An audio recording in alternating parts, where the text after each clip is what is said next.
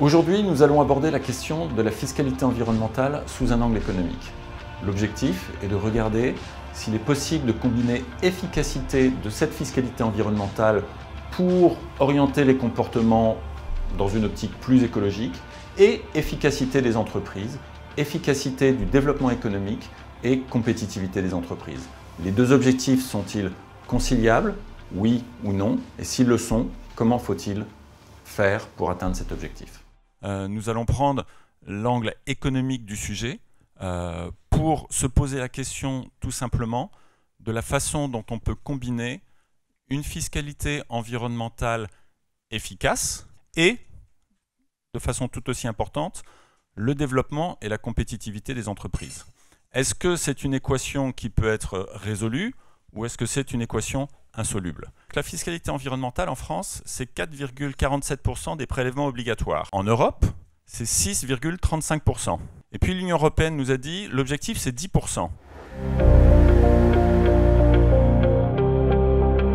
Un outil, la fiscalité environnementale, qui est aujourd'hui encore imparfait et qui pourrait être résumé en 3 traits. Trop faible tout d'abord. Deuxième caractéristique, trop éparpillé avec ses 70 taxes recensées auprès d'organismes différents, avec des délais de prescription différents, impliquant donc des problématiques de gestion complexes pour les entreprises. Elle est enfin peu convaincante, du fait de signaux prix relativement inadaptés, parce que pas forcément suffisamment incitatifs pour permettre justement de venir modifier des comportements. Comment faire pour justement apporter davantage de cohérence?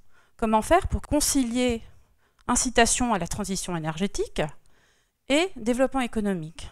Alors, l'une des pistes, c'est celle du Green Tax Shift.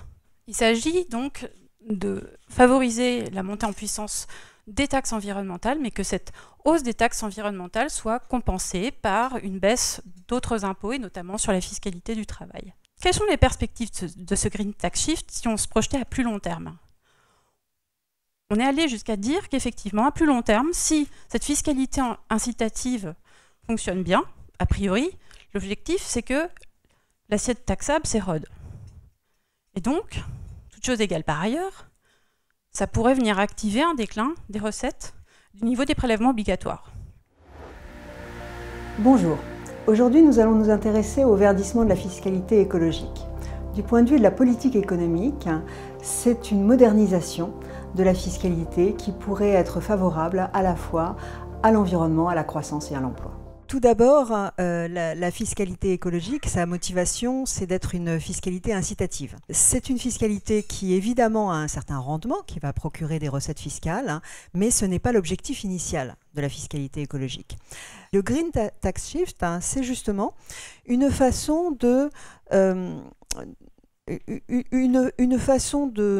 d'offrir une nouvelle justification plus adaptée aux enjeux de la société. Un Green Tax Shift consisterait donc à basculer la taxation de certains éléments qui apportent du bien-être à la société sur d'autres éléments qui, eux, détériorent le bien-être de la société, donc la pollution, l'exploitation, la surexploitation des ressources naturelles, etc. Pour que la fiscalité soit effectivement incitative, il faut que l'assiette fiscale ait une certaine élasticité au prix. Dans les entreprises, la fiscalité écologique incite à des substitutions, c'est-à-dire à adopter des technologies qui soient plus propres. Cette fiscalité permet d'inciter à la recherche et développement. Substituer de la fiscalité environnementale à une fiscalité éventuelle sur le travail ou sur les revenus des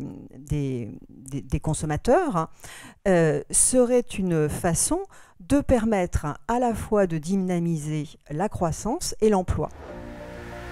Bonjour. Aujourd'hui, je voudrais parler de la fiscalité environnementale française telle qu'elle existe en France, avec ses défauts, ses imperfections, et montrer qu'on pourrait l'améliorer pour qu'elle soit efficace, qu'elle serve à la modernisation de la fiscalité en général, et également démontrer qu'on peut le faire sans qu'elle soit anticompétitive ni antisociale, mot dont on l'accuse parfois à tort, à mon avis. Premièrement, la fiscalité environnementale est-elle efficace? C'est évidemment quelque chose qu'il faut aborder de deux points de vue. du point de vue environnemental et du point de vue économique. Sur le plan économique, qui, vu l'endroit où on se trouve, est évidemment important, on peut maintenant affirmer avec le recul qu'il y a une efficacité économique de l'écofiscalité. Pourquoi? Et qu'elle n'est pas anticompétitive. D'abord parce que ces montants sont extrêmement bas et très inférieurs aux autres prélèvements, notamment les prélèvements sociaux. Alors, deuxièmement, c'est qu'il ne faut pas oublier qu'il y a une alternative à la fiscalité écologique, qui est la réglementation. La fiscalité est un booster extrêmement important de dépôt de licences et de brevets. Il faut également comparer, et on l'oublie souvent, le coût de la fiscalité au coût de l'inaction. Clairement, la France n'a pas suivi le mouvement d'augmentation de la fiscalité écologique.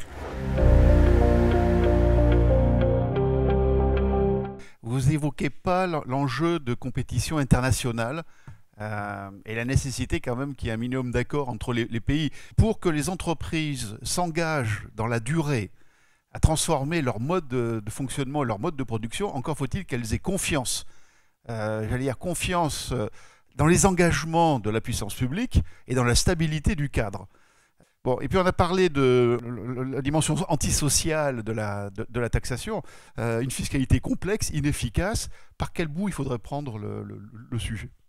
Sur l'aspect compétitivité, vous n'avez pas tort. Il serait nécessaire d'arriver à des accords entre pays. Si on tient compte des dommages qui sont subis, n'est fondamentalement pas antisocial dans la mesure où les inégalités écologiques sont très importantes. Bon, nous sommes un pays où les choses changent énormément et la règle fiscale tout le temps.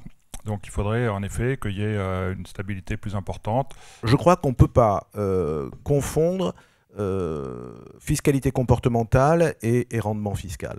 Il me semble que la réglementation permettrait vraisemblablement d'arriver plus facilement et dans des conditions internationales supérieures à l'objectif qui est recherché. La fiscalité écologique, sa raison d'être, c'est d'être incitative. Ce n'est pas le rendement. Maintenant, elle procure un rendement. C'est un bénéfice accessoire. Et ce rendement-là peut être réutilisé.